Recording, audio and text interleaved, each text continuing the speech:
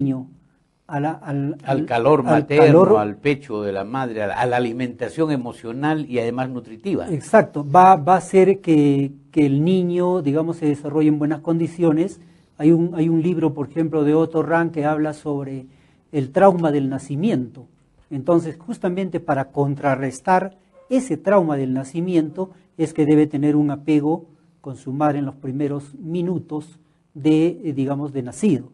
Así que nosotros podríamos de alguna manera disminuir estas situaciones de violencia, de desapego, de deterioro de la resistencia, la poca resiliencia que hay, fortaleciendo la lactancia materna. Claro, ¿por qué se produce la violencia? Pues justamente por el apego inseguro que tiene el niño con su madre.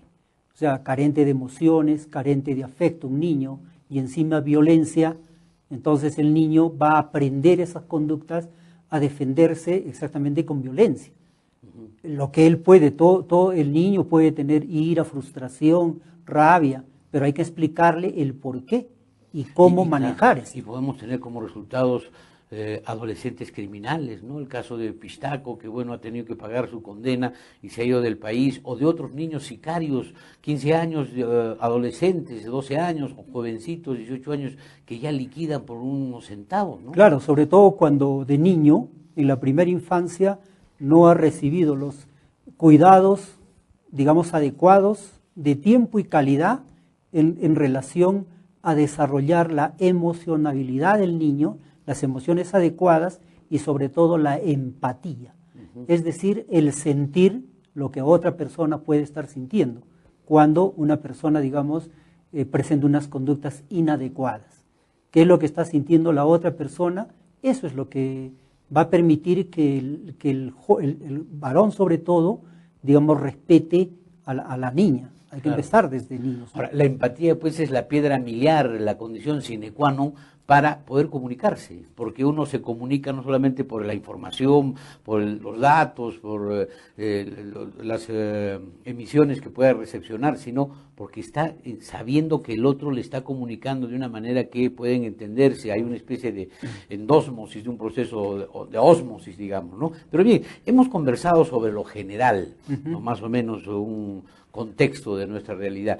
En el caso de los establecimientos de salud, de las asiduidades, de la incidencia de enfermedades de salud mental, ¿cuáles son los más visibles y cómo se están enfrentando estas cosas a través de la gestión que realizas? Bien, de acuerdo a los datos estadísticos, en las evaluaciones que se ha hecho, en el año pasado se ha presentado un alto indicador, digamos, de violencia familiar, ya sea violencia de pareja, o cuando solamente son enamorados inclusive, pero también está trastocando a la familia. Y obviamente está afectando en forma indirecta pero letal a los niños. Seguido en unos estados depresivos, ¿no? La depresión y la ansiedad son el otro problema. Debe ser como consecuencia de que si una persona una mujer, sobre todo mujeres son las afectadas, está afectada por violencia crónica, es probable de que caiga en un estado depresivo. Y si esta depresión no es identificada convenientemente oportuna, ¿no es cierto?, puede ocasionar una violencia moderada, luego grave, y puede aparecer la conducta suicida. Bueno, y se victimiza y pierde capacidad de respuesta y pierde defensas, ¿no? Claro, o sea, eso se inicia inclusive desde la infancia, ¿no? Se habla sobre la indefensión aprendida.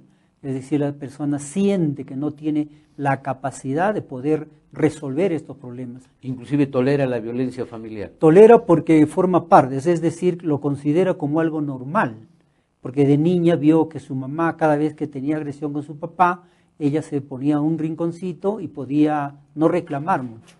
Entonces, esta niña puede estar aprendiendo este tipo de comportamientos. Bueno, y hay adagios, hay refranes que ponen en cuestión eso del saber popular, ¿no? Antes de mientras más me pegas, más te quiero. O la otra, no importa que robe con tal que haga obra. Es decir, tan negativo, tan nefasto, o sea, antivalórico, antisociedad, antifuturo, y eso son propuestas negativas. ¿Qué otras, Manuel, incidencias hay en los establecimientos de salud? Porque, por ejemplo, el embarazo no deseado también es subliminalmente otra violencia, ¿no? Claro, o sea, no es necesariamente es un problema de salud mental, pero que afecta negativamente, sobre todo a un embarazo adolescente. que esos son los embarazos precoces. Afecta a su salud mental, afecta a varios estratos de su vida, tanto individual, familiar y social. La condiciona, pues, definitivamente. Condiciona, obviamente, ¿no? Es más probable que la joven caiga en un estado depresivo y en algunos casos suicidio. Bueno, también tenemos, tú me has comentado antes de entrar a cámaras, la nueva ley de salud mental que se ha aprobado y que debe ponerse en vigencia. ¿Cuáles son los alcances de esta ley? Bien, la ley es la 29889, que es la reforma de la salud mental en el país, en donde va a primar, digamos, los consultorios o los centros de salud mental comunitaria. En una reunión de una asistencia técnica en Lima, el mismo señor ministro ha ofrecido, por la cantidad de problemas que está generándose en el Perú, 100 centros de salud mental comunitaria a nivel nacional. Entonces nosotros, a través de la Dirección Regional de Salud, estamos gestionando para por lo menos empezar con nuestra región, siquiera 5 centros de salud mental comunitaria. ¿Y estos 5 centros de salud mental comunitaria, dónde funcionarían? Tendrían que estar en la parte sur, en el centro. Estamos de toda la región. De toda la región, ¿no es cierto? En la parte sur, en el centro y en el norte. Para que nosotros podamos cubrir las necesidades de las personas, sobre todo las más alejadas, de los pueblos más alejados, que ellos se trasladan, por ejemplo, desde la selva hasta Puno para recibir un tratamiento. Entonces nosotros tenemos que acercar, descentralizar, acercar y digamos más cerca a donde esté el paciente. Ahora, hay otro tema ahí. Esto de la creación de los centros comunitarios de salud mental implica infraestructura, implementación, recursos humanos. ¿Cómo se lo estás perfilando? Perfecto. El Ministerio de Salud, esta situación en relación a la salud mental comunitaria, son los gobiernos locales, los gobiernos regionales que tienen que apoyarnos. Tenemos ya una perspectiva de que algunos señores alcaldes sí nos están apoyando. Sin embargo, aún nos falta para que desde el gobierno local tendríamos nosotros que presentar la infraestructura adecuada para que funcione un centro de salud mental comunitaria. Y en contraparte, el Ministerio de Salud nos va a poner el recurso humano, vale decir, médicos psiquiatras, psicólogos, enfermeras, técnicos de enfermería, asistentes sociales. El trabajo que se va a realizar con los señores, digamos, con los pacientes, con las personas que requieran un trabajo en salud mental, va a ser desde la niñez. Si estamos hablando de que debemos identificar precozmente los problemas inadecuados emocionales de los niños, entonces nosotros en el nuevo programa de salud mental se va a trabajar desde la niñez. Entonces podríamos hablar de una epidemiología de salud mental, donde hay mayores incidencias. ¿En qué lado es? En el lado no se trata de mantener una etnicidad negativa en el lado aymara, en el lado quechua, en el lado mestizo urbano, en la selva, ¿dónde hay mayor violencia y qué clase de violencia es esta la que se presenta? Por ejemplo, nosotros ya identificado, y todos lo sabemos por los diarios, los medios, es Juliaca, la zona en donde se está produciendo muchísimo más. Si usted ve los periódicos, cada semana hay un suicidio o hay un homicidio. Y es terrible. Y entonces eso trastoca la salud mental de la población. Usted dijo hace un momento, de que eso lo vemos a diario, casi a diario. En todo caso, eso es lo que nos está haciendo más insensibles, porque lo estamos tomando como si fuese normal, ¿no es cierto? Entonces, pensamos de que un problema de esto deberíamos tomarlo con la seriedad y que requiere el caso. Hacer toda una investigación, hacer actividades preventivo-promocionales. Para ello tenemos que trabajar con todas las instituciones de los centros educativos, no solamente primaria, secundaria, sino también superior. Claro. Tanto, digamos, los institutos como las universidades. Porque en estos jóvenes, que pensamos que es el ente más lúcido de la sociedad, sin embargo, también existen problemas, por ejemplo, de violencia, uso de alcohol y otro tipo de cosas. Bueno, y sexo al paso inclusive, ¿no? Eso es tan negativo. Una anécdota histórica de las lecturas, el ministro del Interior en ese tiempo era el ministro del Interior, el Chupito Ortiz de Ceballos. Falleció un estudiante en el Cusco, un estudiante, una revuelta en la década del segundo gobierno de Belaúnde Terry, y por ese estudiante fallecido renunció el ministro. Ahora mueren gente, hay casos del Baguazo, etcétera. Nos estamos apartando un poco para ver el contexto, claro, pero la gente se ha encallecido, las autoridades se atornillan al puesto y no hay sensibilidad, no hay pudor, no hay escrúpulos, y todos estamos en este mare magnum de deterioro de las relaciones personales, de las relaciones humanas, y la violencia ya es nuestra conviviente cotidiana. Claro, en todo caso ese es un llamado de atención para que todas las instituciones nos unamos por un fin, un objetivo común, es decir, la disminución de la violencia, en una convivencia de paz, de una cultura de paz, y para ello también invocamos, por ejemplo, a los barrios, al barrio seguro, como una oportunidad. Tengo entendido que han lanzado un programa de barrio seguro. ¿Y barrio seguro qué significa? No solamente es violencia o digamos, hurtos, eso, sino también es barrio seguro, significa una adecuada salud mental, una buena convivencia y una buena salud física y mental. Bueno, y que los protagonistas, los dueños del barrio seguro tampoco no sean beligerantes y se vuelvan una isla de autoprotección y de rechazo y de recelo hacia todo lo que es externo a ellos, ¿no? Pero bien, retomando este aspecto organizativo y de administración, la infraestructura que se requiere para instalar estos centros comunitarios de salud mental ya se tiene, porque son los establecimientos de salud a los que va a haber, no necesariamente, no, lo que pasa es que el Ministerio de Salud, sobre todo el Ministerio de Economía y Finanzas, solicita un ambiente fuera del establecimiento de salud, que reúna las condiciones para un centro de salud mental comunitaria.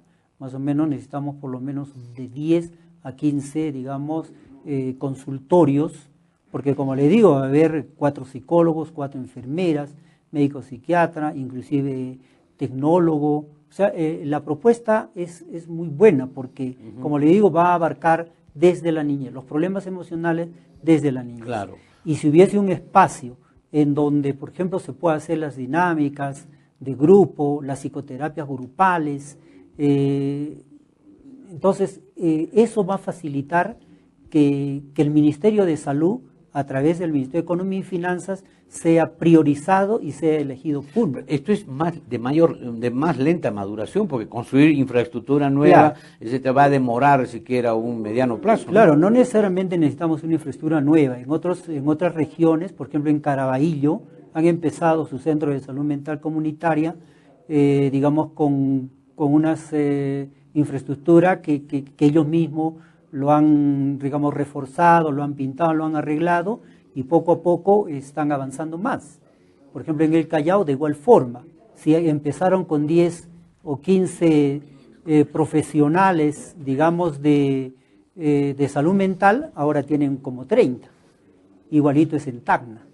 Entonces, la idea es que nosotros tenemos que empezar. No importa la infraestructura, que obviamente reúna las condiciones, y la cuestión es empezar. Poco a poco, la necesidad va a haber demanda, porque nosotros vamos a buscar los problemas de salud mental, no vamos a esperar a que ellos vengan, sino nosotros, por eso se llama comunitaria. Claro, y además despertar interés en la población, porque a veces la población no tiene a dónde acudir cuando tiene esta clase de problemas, ¿no? Claro, y más que todo, hacerles notar que cualquier ser humano, cualquier persona puede atravesar un momento determinado y está atravesando o tener un problema de salud mental. Sin embargo, nosotros, es el momento para que nosotros como equipo de salud mental podamos sensibilizar y hacer que la gente busque ayuda por este problema. Ahora, Manuel, ¿qué conclusión final sacas de la tarea que estás realizando, del reto que tienes para, en este año? Nosotros tenemos el apoyo de las autoridades de la región de salud, sin embargo, quisiéramos el compromiso y el apoyo de las autoridades, que hemos tenido ya una previa reunión con ellos. Tenemos, digamos, un alto porcentaje, el compromiso de estas autoridades para la adjudicación, o en todo caso, la cesión de uso de una infraestructura, que ellos lo van a gestionar. Bueno, y otra conclusión real y sentida, debe admitirse que la salud mental es una tarea de construcción cotidiana. No necesariamente tiene que recibir el auxilio inmediato. Obviamente, si hay cuestiones extremas de los especialistas, psicólogos, psiquiatras, del personal de salud o de los propios profesores del establecimiento, de un entorno diferenciado. Pero básicamente es una construcción de la familia, de las relaciones adecuadas. Y eso tiene que estar impregnado en el modus vivendi, en la cotidianeidad de las personas. Si no, vamos a tener siempre que reconocer estas situaciones tan lacerantes, tan dolorosas, que no solamente causan sufrimiento a las personas que los padecen, sino también a los que sentimos, escuchamos, leemos y observamos cómo nos estamos cayendo al abismo respecto de estas cuestiones de valores. Manuel.